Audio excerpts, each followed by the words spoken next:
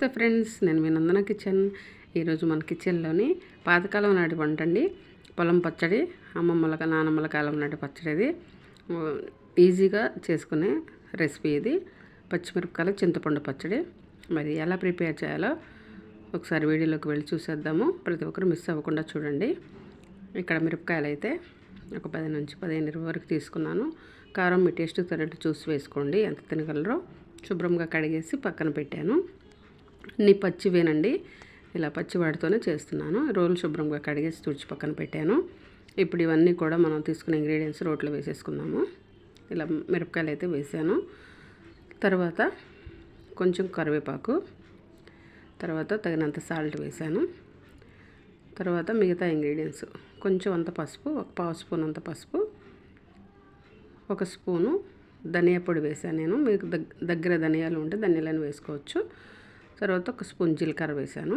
జీలకర్ర కొంచెం ఎక్కువ వేసుకుంటే బాగుంటుంది. ఒక 5-6 నుండి వెల్లుల్లి వేసాను. ఒక నిమ్మకాయ సైజ్ అంతా చింతపండు వేసాను కడిగి శుభ్రంగా. ఈ విధంగా ఇవన్నీ వేసుకోవాలండి. వేసుకొని అన్నీ పచ్చియే దంచుకోవాలి. ఒక గుప్పెడంతా కొత్తిమీర వేసాను, శుభ్రంగా కడిగేసి కాడలతో సహా వేసాను. ఈ విధంగా దంచుకోవాలి ఇదంతా కూడా. ఈ పచ్చడి రోట్లో చేసుకుంటేనే బాగుంటుంది. ఇది మిక్సీలో కానీ అలా చేస్తే బాగుండదు. ఇలా రోట్లో దంచుకొని తింటే ఎంత బాగుంటుందంటే, కాస్త నెయ్యి దట్టించి తింటే మాత్రం అమోఘంగా ఉంటుంది రుచి. నెయ్యి లేకున్నా కానీ చాలా బాగుంటుంది ఈ విధంగా ప్రిపేర్ చేసుకుంటే. ఇలా దంచుకొని రెడీ చేసుకోవాలి. చూడండి, మనకంతా కూడా మెత్తగా దంగిపోతుంది. అలా దంచుకోవాలి. మనకు అన్ని పచ్చిగా చేసాం కాబట్టి కొంచెం టైం పడుతుంది. చూడండి, ఈ విధంగా మెత్తగా దంచి పెట్టాను. చూడండి, ఈ విధంగా దంచుకోవాలి. ఇప్పుడు దీంట్లో చిన్న ఉల్లిపాయ ఒకటి తీసుకొని కొన్ని నిలువుగా కట్ చేసి ముక్కలు వేసుకొని ఇవి కచ్చపచ్చగా దంచుకుందాం. ఇప్పుడు వీటిని అయితే ఇలా దంచుకోవాలి. ప్రతి ఒక్కరు మిస్ అవ్వకుండా చూడండి. ఒక లైక్ ఇవ్వండి, సబ్స్క్రైబ్ చేసుకోండి. మీ ఫ్రెండ్స్కి, ఫ్యామిలీ మెంబర్, రిలేటివ్స్ షేర్ చేయండి, సబ్స్క్రైబ్ చేసుకోండి. తప్పకుండా వీడియో నచ్చింది అనుకుంటే ఒక లైక్ ఇవ్వండి. చూడండి, మనకు రోట్లో నుంచి తీసి బౌల్లో పెట్టాను పచ్చడి అయితే. ఇది ఇలా తిన్నా బాగుంటుంది, లేదంటే మీకు నచ్చితే పోపు కూడా చేసుకొని తినొచ్చండి. నేనైతే చిన్న తాలింపు వేస్తున్నాను. ఒక బాండీ పెట్టి తగినంత ఆయిల్ వేసాను, స్టవ్ వెలిగించి. ఇప్పుడు ఈ ఆయిల్ వేడైన తర్వాత 1-2 వెల్లుల్లి కచ్చపచ్చగా దంచి వేసాను. అలా వేసుకోండి. ఇది వేసుకున్న తర్వాత ఇవి చిటపటమంటున్నాయి కదా.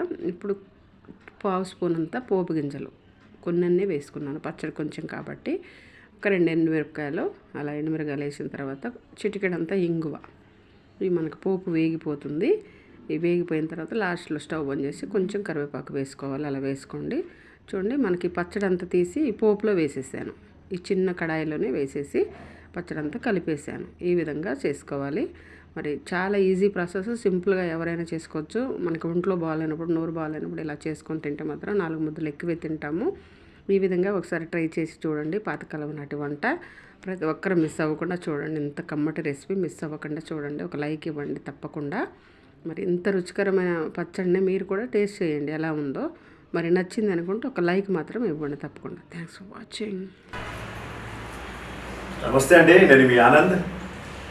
రీసెంట్లీగా యూట్యూబ్లో అన్ని ఛానల్స్ యూట్యూబ్ చూస్తుంటే సడన్గా నందన కిచెన్ అనే ఒక వచ్చింది. ఫుడ్కి సంబంధించిన ఒక అప్లికేషన్ చూశాను.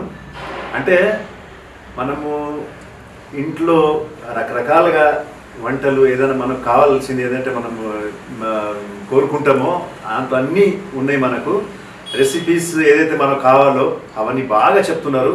మనం చూసి ఈజీగా మనం చేసుకోవచ్చు. సో ఒక్కసారి ఆ నందన కిచెన్కి వెళ్ళండి, చూడండి, మీకు అర్థం అవుతుంది. ఒకవేళ మీకు నచ్చినట్టయితేనే దానికి మీరు సబ్స్క్రైబ్ చేయండి, లైక్ చేయండి, కామెంట్ చేయండి. డెఫినెట్గా మీకు ఆ ఛానల్ నచ్చుతుంది. దాంట్లో ఉన్న రెసిపీస్ డెఫినెట్గా వస్తాయి. సో ఆల్ ద బెస్ట్ అండి. Thank you.